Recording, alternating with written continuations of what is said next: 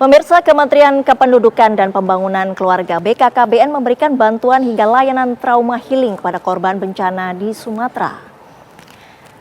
Banjir bandang dan longsor yang terjadi di Sumatera meninggalkan trauma mendalam bagi para korban, terutama anak-anak. Kerusakan juga melanda fasilitas publik, mulai dari ratusan fasilitas kesehatan, ribuan sekolah, rumah ibadah hingga jembatan dan ruas jalan yang terputus. Di tengah kondisi tersebut, Kementerian Kependudukan dan Pembangunan Keluarga atau Kemendukbangga, Badan Kependudukan dan Keluarga Berencana Nasional hadir untuk memberikan dukungan nyata bagi keluarga terdampak. Tidak hanya logistik, Kemendukbangga BKKBN juga memberikan perhatian besar terhadap pemulihan psikologis korban, terutama anak-anak yang mengalami trauma akibat bencana.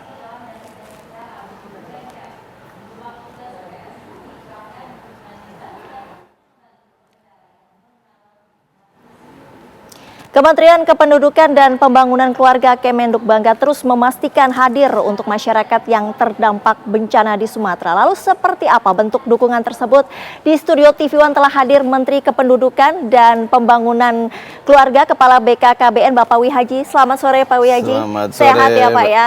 Terima kasih sudah hadir di studio TV. Alhamdulillah.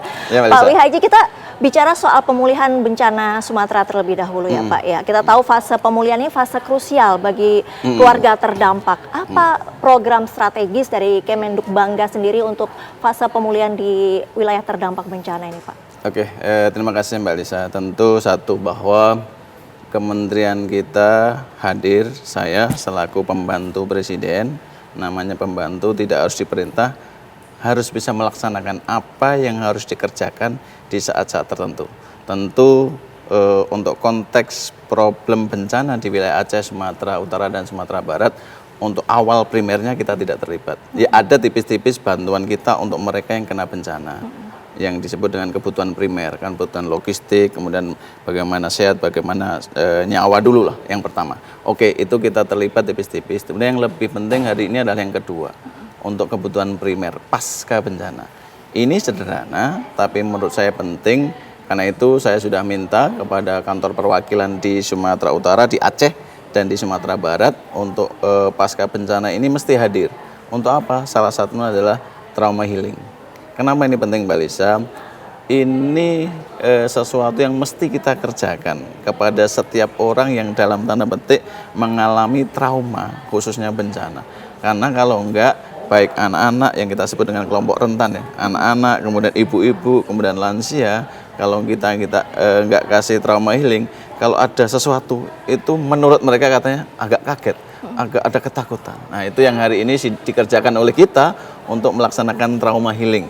Salah satunya adalah pelaksananya para penyuluh KB yang kebetulan punya pengalaman di dunia psikologisnya, kemudian kerjasama dengan psikolog. Kemudian yang ketiga kita juga punya generasi berencana, anak-anak muda yang bersama-sama anak-anak untuk memberikan trauma healing, untuk memberikan kebahagiaan, untuk memberikan respon supaya kalau ada sesuatu kira-kira tidak kaget lagi. Nah disitulah trauma healing menjadi sesuatu yang penting dan itu menjadi kewenangan kita juga.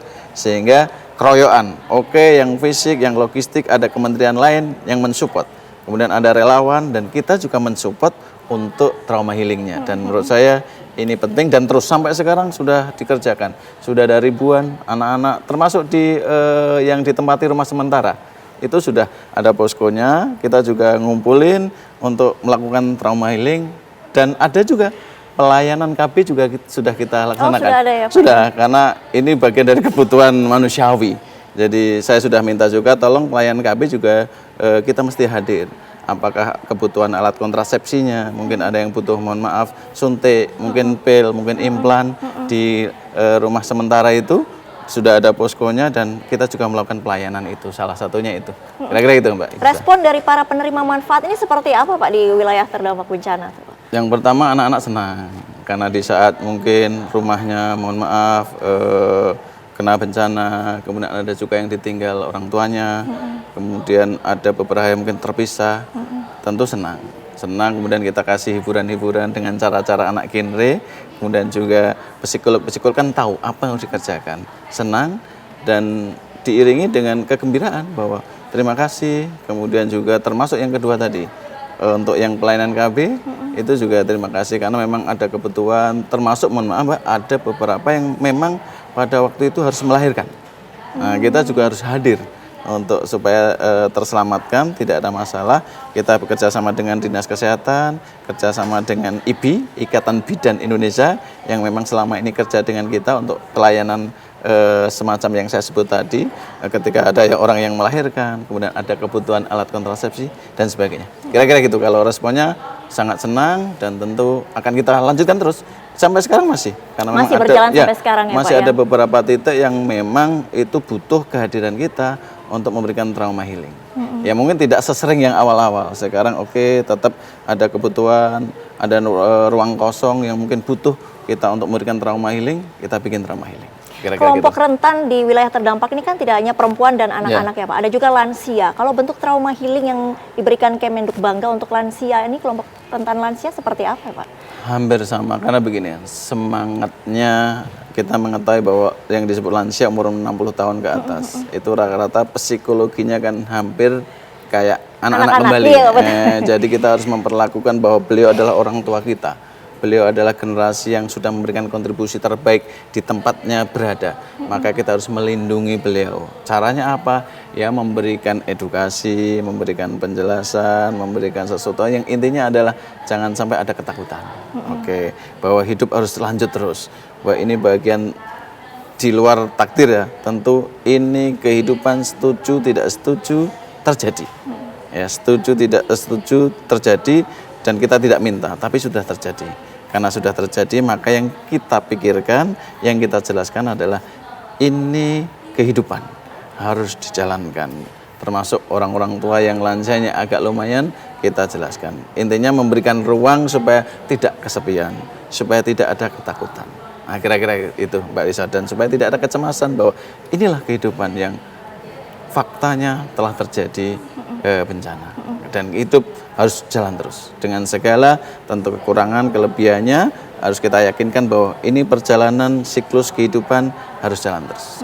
Gitu. Pak Wiyadi, kita kan tahu kelompok keluarga terdampak di bencana ini tidak hanya kelompok rentan. Ya. Apakah Kemenduk Bangga juga fokus trauma healing untuk para kepala keluarga? Kita tahu mata pencarian mereka juga banyak yang hilang ya, seperti yang bekerja sebagai petani, di kebun, itu juga hilang. Ada trauma healing untuk para kepala keluarga juga yang difokuskan oleh Kemenduk Bangga? Semuanya sama, cuma memang lebih kepada kelompok rentan yang saya sebut tadi, perempuan, anak-anak. Lebih banyak perempuan, anak-anak, ibu-ibu, dan lansia. Kalau kepala rumah tangga saya kira memang harus tone-nya beda.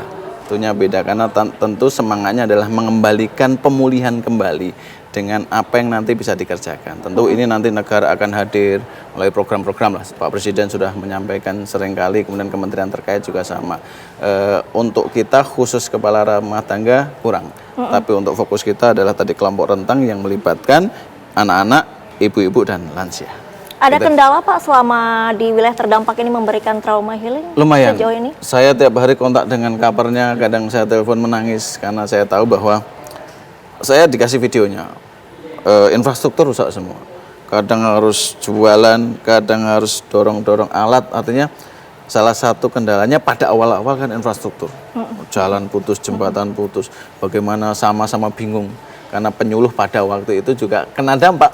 Tidak hanya akan memberikan dan menolong, tapi juga penyuluhnya sendiri kena dampak. Nah, salah satu kendalanya adalah tentang geografisnya. Tentu pada waktu itu ya, sekarang sudah pulih pelan-pelan dan negara sudah hadir.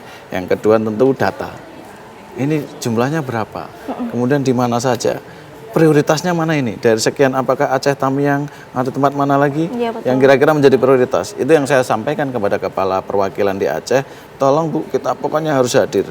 Tidak harus diperintah. Apa yang bisa kita bantu, kita bantu. Ini bagian dari kemanusiaan. Apakah kewenangan kita atau enggak? Udah, pikir belakangan. Yang penting ini tugas kemanusiaan dari kementerian kita, ngurusi keluarga, harus kita urus. Dan salah satunya itu, selain memang geografis, tentang data juga, data penduduk. Jumlahnya berapa ya? Nanti siapa dulu ya? Dari sekian titik ini, mana dulu? Kemudian mana yang menjadi prioritas. Nah, itu yang menjadi tantangan pada waktu itu, tapi sekarang sudah terkonsolidasi karena sudah banyak pihak turun, kerjasama dengan relawan, kerjasama dengan psikolog, kemudian genre Aceh, terima kasih genre Aceh sudah ikut membantu untuk trauma healing, Jadi termasuk TPK, tim pendamping keluarga di masing-masing kabupaten dari sekian yang kena dampak juga turun langsung. cukup komprehensif juga tantangannya ya Pak ya untuk daerah bencana ini ya Pak ya. Agak lumayan karena memang itulah bagian yang ya dulu pernah kan, cuma beda. Dulu pernah ketika masalah Aceh tapi beda sekarang. Kira-kira gitu. Karena itu tantangan ini menjadi sesuatu yang mesti kita pikirkan dan saya minta pokoknya terus bekerja layani masyarakat yang terbaik di kewenangan kita khususnya urusan pembangunan keluarga. Gitu. Pak Wiyaji, kita tidak hanya bahas soal pemulihan pasca bencana di Sumatera, kita juga bahas soal quick win ya Pak ya. Saya penasaran, tapi usai jeda ya Pak ya, tetaplah di Kabar Merah Putih.